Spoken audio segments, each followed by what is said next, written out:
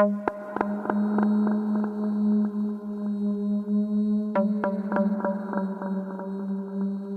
Gay Crime contains coarse language, adult themes, and content that is violent and disturbing. If at any time you feel you need help, please refer to the toll-free crisis lines in the show notes. Welcome to True Gay Crime. I'm your host, Patrick Marano, and on today's episode, we're going to cover the Hart family murder-suicide. Without further ado, here is the tragic story of the murder-suicide of the Hart family.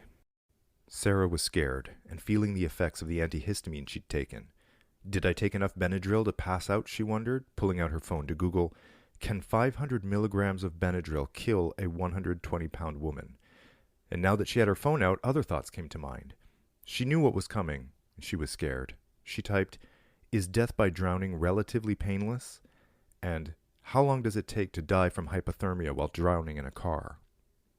Sarah looked over at the driver of the Yukon, her wife and partner, Jen, who looked intoxicated from the 5 beers she drank earlier.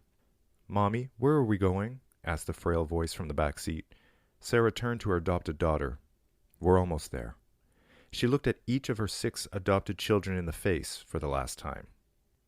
The GMC Yukon SUV had pulled over onto the gravel turnout on California's Highway 1, 70 feet from a sheer cliff. There's no going back now, she thought, as she felt Jen slam the gas pedal to the ground. The vehicle picked up speed, reaching 90 miles an hour before launching off the side of the cliff and plummeting 100 feet down to the rocky shore below and into the waiting arms of the Pacific Ocean. But how did we get to this point? For that, we have to go back. Jennifer Jean Hart and Sarah Margaret Gengler grew up 150 miles apart in South Dakota. Sarah's dad worked at a hardware store, her mom at a cheese factory, and by all accounts, Sarah was a good student and a great kid who babysat her neighbors. After high school, Sarah went for a semester to the University of Minnesota, Twin Cities, and then she transfers to Northern State University in Aberdeen, South Dakota. She majors in elementary education, and it's here that Sarah meets Jen for the first time. For years, they tell people they're just friends, and even roommates, until they eventually come out of the closet. When that happens, they lose friends, and they say the Midwestern mindset was relentlessly unforgiving and unaccepting. I mean, this is not that long ago by any stretch of the imagination, and the thought that these 2 women had to hide who they were in the U.S. I mean, it's so sad. It's just for every achievement that the LGBTQ plus community gets and every step forward, I just feel like there's 2 steps back. And even when you just step out of your bubble, your tiny bubble, they had to hide who they were. They had to hide who they were. You have to lie about your relationship. It just fucking sucks. After school, in 2004, the couple moved to Alexandria, Minnesota, and they both get jobs at the same department store. Sarah takes Jen's last name, and the couple become the Hart family. Of the 2 ladies, Jen is the alpha. She's the louder voice, she's the dominant one, and she's the one that likes to be in control. Sarah, on the other hand, is quiet, she's sensitive, she's passive. So in the same year, 2004, the Harts decide to foster a child. So they take in 15-year-old foster daughter. But it's not long before the strain of having a decidedly fully formed girl with a mind of her own takes its toll on the pair, and they complain openly about their foster daughter to coworkers. The Harts want a big family, and the couple tell their foster daughter that they've decided to adopt a set of 3 siblings from Texas, and they tell her, hey, you're going to be a big sister. But a week before the adopted kids are going to arrive, the Harts drop their foster daughter at her therapy appointment, and they never pick her up. The girl never hears from the Harts ever again, and the therapist tells her in the appointment that she's going to be driven directly to her new foster family, and all of her belongings are already waiting for her there. What a shitty thing to do. First of all, you took on the responsibility of fostering. I get it, it's not easy, but this is what you signed up for, and I cannot believe that they were able to foster somebody and then just dump her like that. This is somebody who already has been abandoned because she's in foster care, so she already presumably has issues around this, and now they're dumping her again. You didn't even sit down with this foster daughter and tell her the story. You told her that you were going to adopt some kids and that she's going to be a big sister. Next thing she knows, you're abandoning her, no heads up, and all of her shit is already at this new foster family's house. Wow. Investigative documents say the girl was removed from the home in February 2006 because of her, quote, suicidal idealizations and threats. And the couple were planning to adopt, and they said, quote, they didn't want that negative energy to impact their children. But they've since spoken to the foster girl, who's obviously an adult woman now. She denies that she was ever like that, and she has no idea why they abandoned her. But we can speculate, obviously, that they just wanted to start fresh with a new family. So, on March 4th, 2006, the Harts bring home siblings Marcus, 7, Hannah, 4, and Abigail, 2. And their adoption is completed 6 months later. 3 kids in one shot. I mean, they're siblings, so they want to keep the kids together, which I understand. But they're going from abandoning their foster daughter to now getting 3 little kids. The women would spend at least 15 hours of training on topics like racial diversity excitement and helping abused kids in care heal. When you adopt, and you go through the adoption process, these are parents that are vetted. They have to apply. They're on waiting lists. They have to pay a lot of money. They do a lot of training. So these are parents that supposedly are very prepared and hungry and desiring of a family. If you're going, if adoptive parents have to go through training, like, why do they have to go through training? Are you saying because they physically cannot have children that they need training because they're not going to be naturally, their natural abilities to parent aren't there? That makes no sense. If you're going to do it for them, do it for everybody. Okay, let's get back to the Hart family. The Hart family, this is a quote now. The Hart family takes every opportunity to celebrate the children's ethnic heritage, writes a caseworker in a report from the Permanent Family Resource Center, a foster care and adoption agency in Fergus Falls, Minnesota, which, by the way, has now been closed and cited for code violations. So them giving the thumbs up to these 2 ladies, obviously they didn't know what they were talking about. The caseworker wholeheartedly recommended that the family be able to adopt a second sibling group. Okay, so 2 years later, in 2008, the Harts take in 3 more siblings from Houston, Texas. There's Devontae, he's 5, Jeremiah is 4, and Sierra is 3. This story is sad. Their mom had addiction issues, so then they had gone to live with their aunt, but the aunt was allowing the mother to come and visit because obviously she wants to see her kids, and then the agency, the state, whatever, they found out about it. And then they took the kids away from the aunt and they put them up for foster care. And then they end up with these crazies. The Hart tribe was now complete, and they looked like the model of a progressive 21st century family. 2 white lesbian mothers and 6 adopted black children. Okay, but it didn't take long for signs of trouble to rear its ugly head. The family is settled in Alexandria, Minnesota, and Sarah works at the department store while Jen stays home with the kids. Now, in September 2008, their daughter Hannah goes to school with bruises on her arm. And when a teacher asks her about the marks, Hannah says her parents whip her with a belt. But whenever the children would come up to school with marks on their bodies or hungry, looking malnourished, the Harts would always fall back on their go-to excuses. Mainly, the kids are from drug-addicted parents, that they like to make drama, that they're troubled kids, that they suffer from mental health issues, and that they act out all the time. So in this case, no charges are filed, and the Harts take all 6 of their children out of school for nearly a year before re-enrolling them the following fall. The fact that nobody saw this red flag, the kid literally said, "My mom beats me with a belt." No charges are filed, and it looks so guilty, they pull all of the kids out of school. Why would you do that unless you had something to hide? Okay. In 2009, gay marriage becomes legal in Connecticut, so Jennifer and Sarah head out there and they're married. In March 2009 email, Jennifer shares her plan for the family's next step in growing the family. She says, now remember, this is Jennifer. Jennifer's the alpha. She's the one that's in charge. And she's writing an email to a friend talking about her wife, Sarah. And she says, Sarah is, quote, trying to get pregnant. After 10 years of talking about this, we have decided on a donor, Jennifer wrote. But in July, she writes another email saying that the doctor couldn't find the baby's heartbeat and the baby did not make it. They wanted to have another kid. You have 6 adopted children. Remember. Later that year, Abigail Hart, then 6 years old, tells her teacher she has the owies on her tummy and her back, and she says, Mom hit me. The teacher lifts the girl's shirt and she sees bruises on her chest and down her stomach and back. The girl explains that her mom got mad after she dropped a penny that her mom thought she had stolen. Abigail explains that her mom then takes her to the bathroom and puts her head under cold water and hits her with a fist.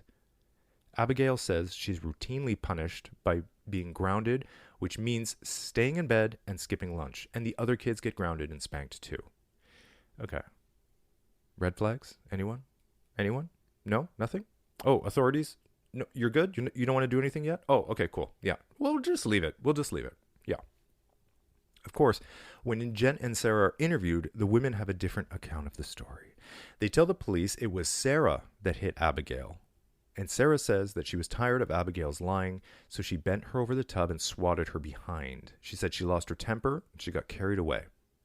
Jen stays at home with the kids, and she's the dominant role in the children's lives, and that's why they explain that maybe Abigail was trying to blame Jen instead of Sarah.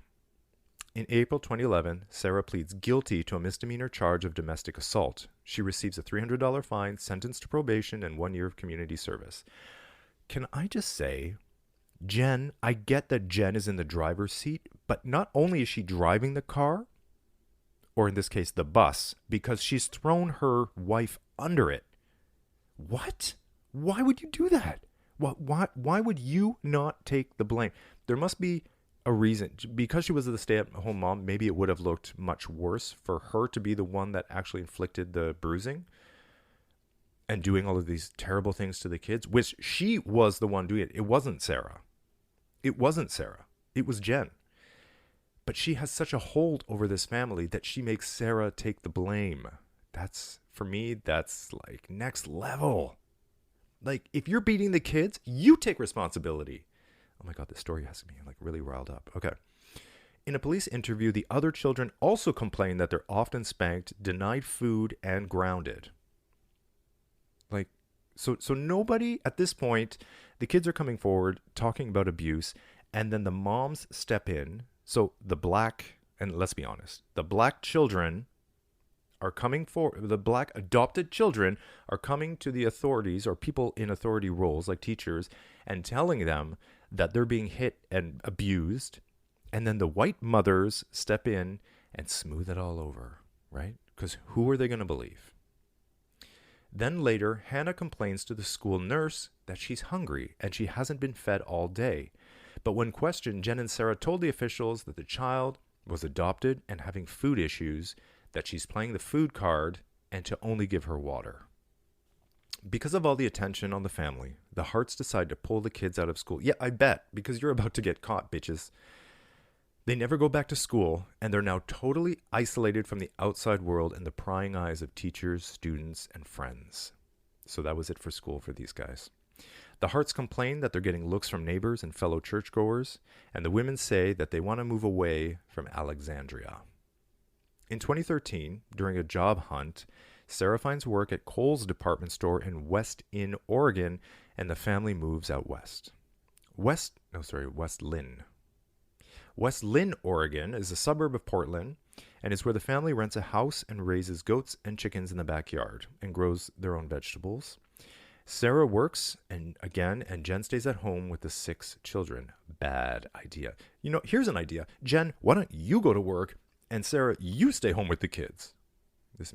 The Harts never enroll their children in local school districts, nor does the family turn in the required forms to homeschool. A neighbor, Bill Groner, says Sarah was the spokesperson, friendly but guarded, and he said he rarely saw Jen. So although Jen was in charge of the whole family, she did it from inside the house. And Sarah was the face of the family, I guess, when going out into the real world. So Groner rarely sees or hears the children playing outside, he only sees them doing chores, and even on nice days, he never hears playing or shouting. And on July 19th, 2013, the Westland police visit the Harts' home with Oregon Department of Human Services officials. Alexandra Argyalopoulos, which is a former friend of the Harts, told the police that she said, quote, she witnessed what I felt to be controlling emotional abuse and cruel punishment towards the children. She said the Harts withheld food as punishment. But of course, the Harts told police the same story, that the kids are adopted, that they're troubled, they come from drug-addicted parents, and they have behavioral issues. So in Portland, now during this time, the Harts get super involved in the music festival scene. So they always attend as a family unit. Everyone gets to know them. They're at every festival, and they always are smiling. They're always wearing little cute outfits. They bring signs to the festivals, saying like love, give love a chance and peace and love and all of this like hippie stuff, like extremely out there, projecting an image of the perfect family with smiles, togetherness, love. That was their whole MO during this time. So because of the dynamic, the 2 white moms and the 6 black kids, everyone knows who they are because they kind of stick out for that reason as well. And the multi-day gatherings are focused on togetherness, dance, yoga, music, and the Hart children are seen dancing and singing at the events. And everyone thought what they were seeing was a large, enlightened, happy family. They had a good friend at the time. Her name was Christine Dennis Washington. And she says she should have seen the warning signs. The multiracial family reminded her of her own family, and when she saw that the Hart girls had matted hair under their bandanas, she offers to help the moms by saying, don't worry, I'll show you how to do it. My mom had issues too. But every time she tries to follow up with the Harts, Washington said Jen would say they're too busy or make up all kinds of excuses. By now, Jen Hart is on social media 24/7. She has created this illusion of the perfect family. She's like the socially conscious family, and more importantly, happy and healthy. A tribe that wouldn't be broken apart by an uncaring world filled with prejudice. Her social media posts are filled with photos and videos of the family doing cross-country adventures and at the various festivals, and Jen is seen online as a master poster. So she's created this whole universe of her family being happy and healthy and enlightened. No matter how hard Jen pushes the online perception of her perfect family, though, those that know them and they see the children know that there's something is deadly wrong. Because in 2013, the Oregon Department of Human Services are contacted by a concerned resident that tells them, quote, the kids pose and are made to look like one big happy family, but after the photo event, they go back to looking lifeless. I'm going to be posting some pictures of family photos of them together, and it is shocking. Like when you see these pictures of this family, oh my God, like they're just oozing happiness and fun and security, and just the energy that's coming out of the photos when you know the actual story is frightening. It's frightening. So other people at festivals and when they're out at these music festivals and things are noticing that the children look underfed and they look very small for their age, and they act like trained robots, and they seem to be scared to death of Jen. Okay, well, how many red flags do we need here?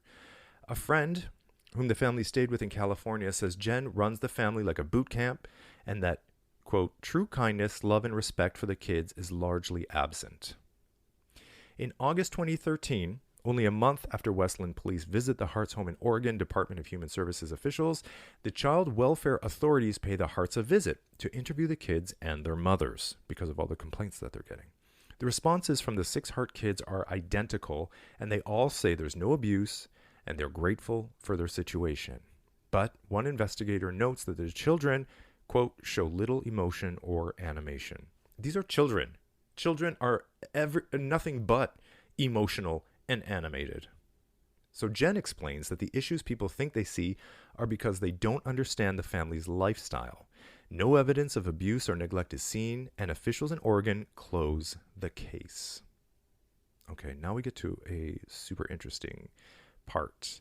Because on August 9th, 2014, Michael Brown Jr., an 18-year-old black man, is fatally shot by 28-year-old white Ferguson police officer Darren Wilson in the city of Ferguson, Missouri, a suburb of St. Louis. Brown was with his 22-year-old friend Dorian Johnson, and Officer Wilson said the incident began when Brown attacked him and tried to get his gun, and it went off. Johnson says that Officer Wilson initiated the confrontation by grabbing Brown by the neck through his car window, threatening him, and then shooting at him. At this point, Brown and Johnson flee. Of course, you have a cop that's shooting. You're black, and you have a cop that's shooting at you. They try to get away, and when Officer Wilson pursues Brown, Officer Wilson states that Brown stopped and charged him after a short pursuit. Johnson contradicts this account, stating that Brown turned around with his hands raised after Wilson shot in his direction. According to Johnson, Officer Wilson then shot Brown multiple times until Brown fell to the ground. In the entire altercation, Wilson fired a total of 12 bullets, including twice during the struggle in the car. The last was probably the fatal shot. Brown was struck 6 times, all in the front of his body. Okay, so that is a real event that happened.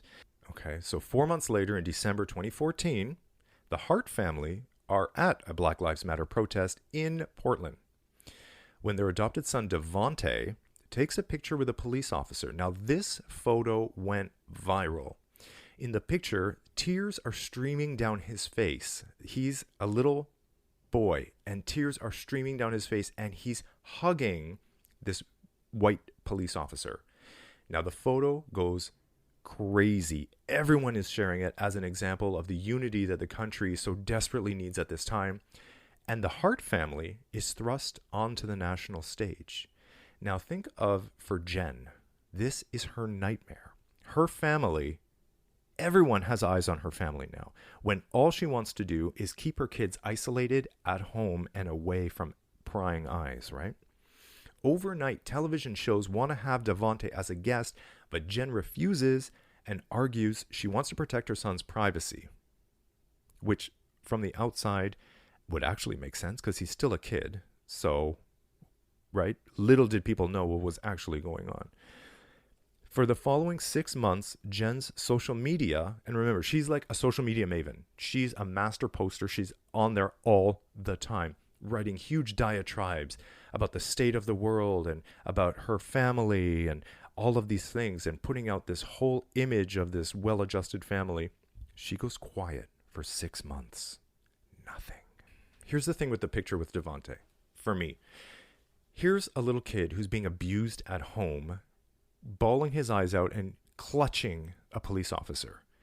To me, all I see now is a scared, abused little boy who's bawling because he can't get out and he feels trapped by his family in this abusive situation, clutching to a man of authority that could, if he believed the kids or would listen to the children, could remove them from their situation. And that's all I see when I see that picture now. So in the spring of 2017, Jen is back on social media. She tells her followers, quote, "This, period, year, period, slammed, period, us, period, hard, period. The Hart family, fleeing the limelight, relocate to a rural house on 2.2 acres of pasture land in Woodland, Washington." So now they're just becoming more and more reclusive. They tell people they left Minnesota due to prejudice against the lesbian moms raising their black adopted kids, and that they left Oregon because of the media attention around Devontae's photo with the cop. They tell people they need a fresh start. Their new home is quiet with plenty of space between the houses, which is exactly the way they want it. One of those houses is their neighbor, John McHugh, who says his interactions with the family are few but, quote, pleasant. He occasionally sees the children outside. He shows them his rabbits and chickens. He rarely sees Jen, though. She's the one that stays inside with the kids. A few times he talks with Sarah and the children, and it's mostly about the animals that they have on their property. Now, on the other side of their property, their other neighbors are Bruce and Dana DeKalb. They have a very different experience. The DeKalbs are retired and they're home often, And they say they rarely see the children outside. In fact, they didn't even know that the Harts had children for months after they had moved in. They didn't even know that they had children, not until a small girl rings their bell at 1:30 in the morning. Bruce DeKalb opens the door, and he sees a little girl. He believes that she's about 7 years old. She's missing her 2 front teeth. And she runs inside, and she runs into their bedroom. She's screaming, "Don't make me go back. They're mean. They're abusing us. They're whipping us with belts."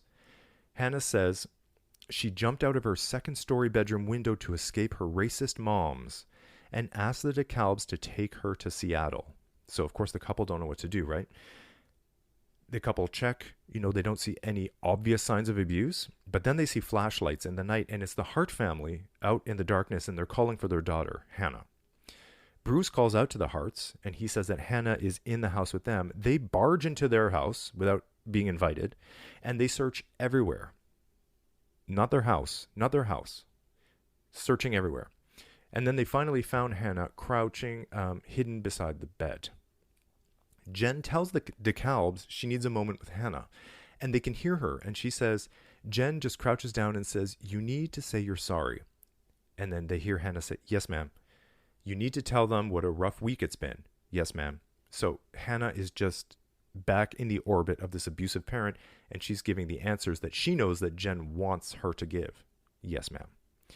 The next morning, Hannah and the entire Hart tribe bring over an apology note, and Jen tells the DeKalbs that Hannah was a drug baby and that Hannah's cat just died and she's struggling emotionally because she's also bipolar.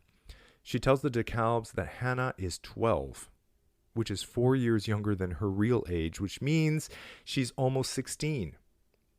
So remember, they thought she was 7. She's actually 15 and a bit. What? But she's undernourished, so she looks way younger than her age. Jen explains that they pulled the children from school after they were bullied, and all of it, apparently, extremely convincing.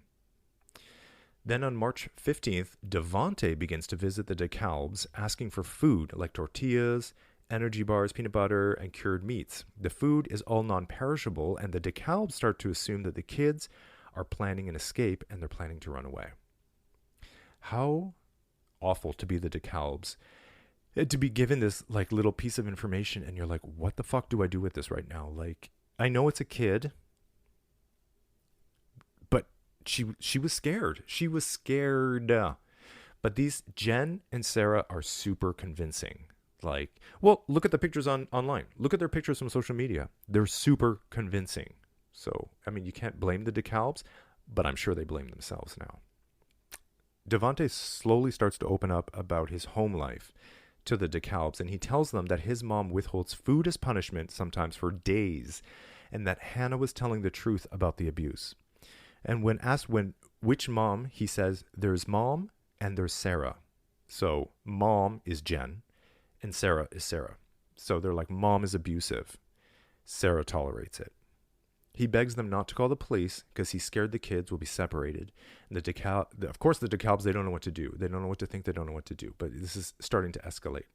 So finally, they don't have a choice. And on Friday, March 23rd, the DeKalbs call Child Protective Services, and an agency official visits the Hart home. Parked outside the home, the official sees a gold SUV pull into the driveway. But when they knock on the door, it goes unanswered, and she leaves her business card at the door.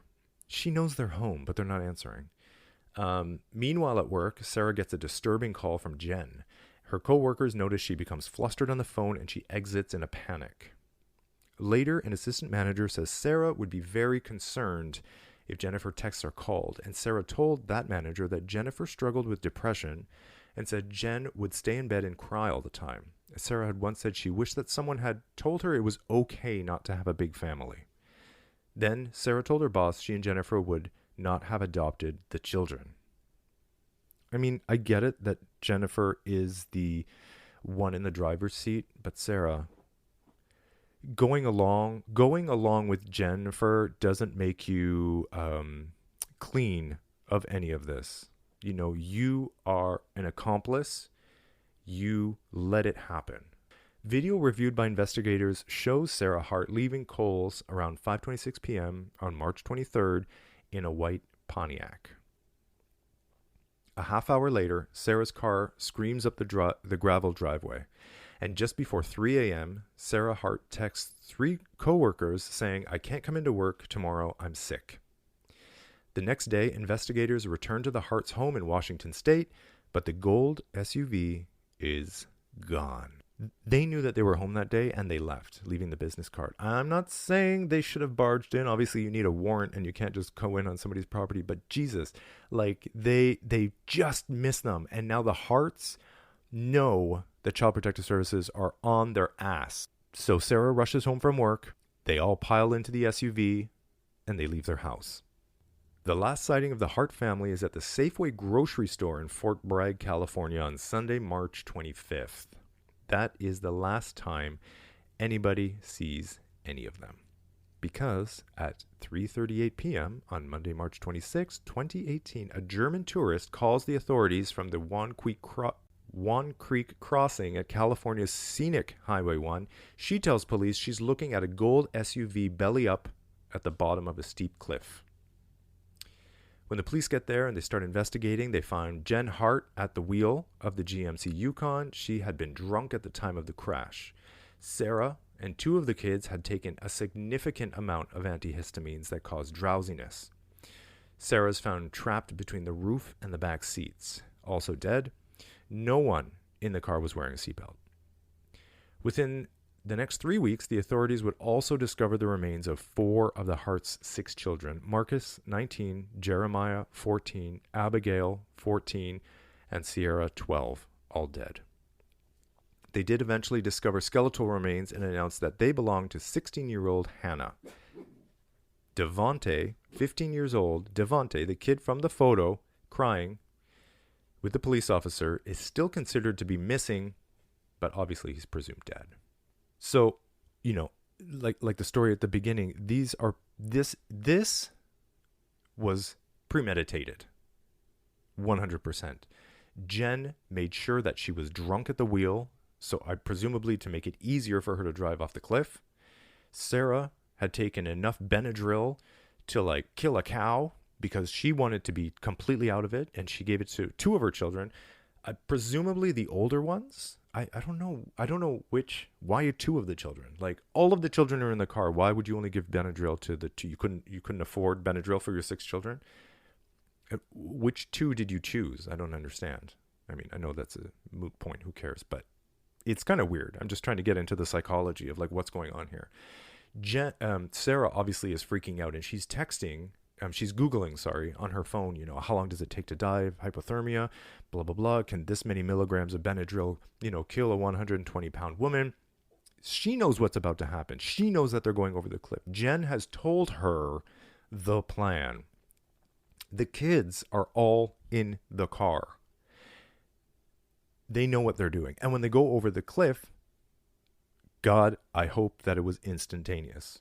I don't know. But it took a while to find all the bodies, which means that they had washed out. I mean, it was the Pacific Ocean, and the current had sort of washed them around, out of the car, onto the rocks, and around. Devonte never being found is so... I mean, he was considered the leader of the kids. He was considered the spokesperson for the children. And, he's the one that was going to the DeKalbs, getting the food for himself and the other kids. And he was the one that was telling the DeKalbs that it's true that there was abuse. He was the one that was in the photograph with the police officer. He was always the one out front. And it's so interesting to me that he is the one that is never found. I like to think, and we'll never know, I like to think that he survived somehow. But that ends the tragic story of child abuse and a failed system that led to the Hart family murder-suicide. This story is different than other stories that I've covered because, it's dealing with... It's the family. Because it's the family. A lot of time in these stories, it's you might know the person or they might be related and then they kill you but in this case it's the family and it has to do with abuse, and there's so many layers because of the racial aspect of it, and then you have the Black Lives Matter thrown in there, and then you've got the the whole thing about adoption, and then you've got the lesbian moms, and then you've got this Jen obviously suffering from depression, as Sarah told her coworkers, and then being the one that's staying at home and insular, and this sort of like making sure that the kids do not have contact with the outside world. I wish I could know if also Jen was a narcissist, because whoa, Patrick, I am not a doctor. So all I'm saying is the way she was behaving, with the posting of the social media, and her obsession with the world believing that her family was perfect and happy and healthy and well adjusted. That sort of obsession about image is very narcissistic. So I guess we can say she has narcissistic traits. I'm going to diagnose her right now, posthumously. And also the fact of isolating. So her making sure that the kids don't have any contact with anybody, or are not influenced by anybody, is also something that a narcissist does, because they isolate you, because they want to control you. And so they do that by isolating you so that you don't have any outside influences influencing you, So, I can blame Jen all I want, but we also need to look at Sarah in this situation, because by sitting back and being an accomplice, you're letting it happen, and you are 100% at fault in this as well. And I can tell from what I read and stuff that Sarah was having a hard time with it. I know that they did fight behind the scenes. What I think was happening was that they were fighting a lot, and then, like she said earlier, she tolerates it. Probably Jen was too much for her. She would just steamroll over her, and Sarah felt trapped. She probably felt just as trapped as the kids, and I'm not letting her off the hook, but I know that, being in a situation like that where, okay, you've chosen this person, you've married this person, you have property with this person, and you've adopted 6 children with this person, you're in balls deep. Like, it's hard to untangle yourself from that mess. And obviously she wasn't able to, because she was willing to sit in the Yukon GMC SUV, that's a lot of letters, and drive off a cliff and die. She was willing to die for this. Jen was able to get to Sarah to convince her that the only option that they had at this point was to drive off of a cliff and to kill the family. Like, that was their best option at this point. It's easy to sit back and think, Sarah, what were you thinking? But her being entangled in this mess for all of those years, being brainwashed, which is another thing that a narcissist is able to do with you, and brainwash you and make it feel like it's your fault. Also, playing the victim and making it your fault. So, yeah, there's a lot of layers to this. I have to wonder about the adoption too. Like, why? What agency? Why? I get there's a need to place the children, but the system is so broken. I mean, and it's okay. Hindsight is 2020. Yeah, Patrick, I got it. But I mean, yeah, there needs to be a review. There needs to be a review of how this is done, because they wholeheartedly approved the Harts to adopt twice, 3 siblings twice. But then you go back and you look at the social media posts and the faces and the posing and the smiles and the camaraderie and the love and the happiness, and you think it's so convincing. So I suppose when they're talking to the adoption, the people that make the decisions, they're super convincing. The pictures on social media are convincing. I guess they were convincing. And I'm curious, if they were 2 black moms, if this would have gone on as long as it did. If they would have listened, they meaning like authorities, teachers, if they would have taken it more seriously, or if the kids were all white. Now we're talking. If the kids were white, even if the moms were white, if the kids were white, there would have been a lot more time spent on listening to them, more investigating, more phone calls, more grief, more worry, more follow-up. Absolutely. 100% that's true. Yes. Now, imagine if it was 2 black moms and 6 white kids. How quickly those kids would have been taken away. I'm convinced. But flip it around. Nobody's going to believe the kids. And they're very convincing. They're white moms. I mean, I'm sure it's fine. The kids are from drug homes. So obviously they're crazy. All of them. Right? Okay.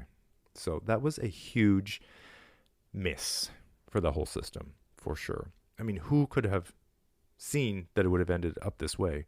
But the thing is, I mean, the kids were in their care for 12 years.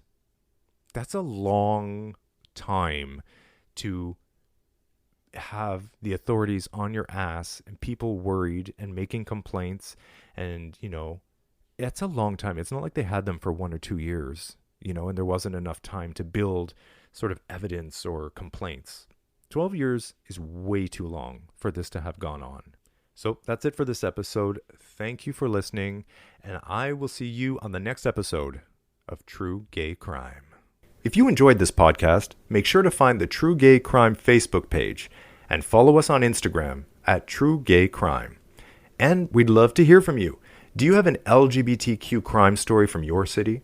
You can send your story to truegaycrime@gmail.com, and I'll share it on a future episode of the show. Did you know you can subscribe, rate, and review True Gay Crime on Apple Podcasts? It would mean everything to me if you did, because it helps me create content you like, and it lets Apple know to share it with more people. Thank you for listening. And remember, always look behind you, lock your doors, tell someone where you're going, and look out for each other. Why can't we all just get along?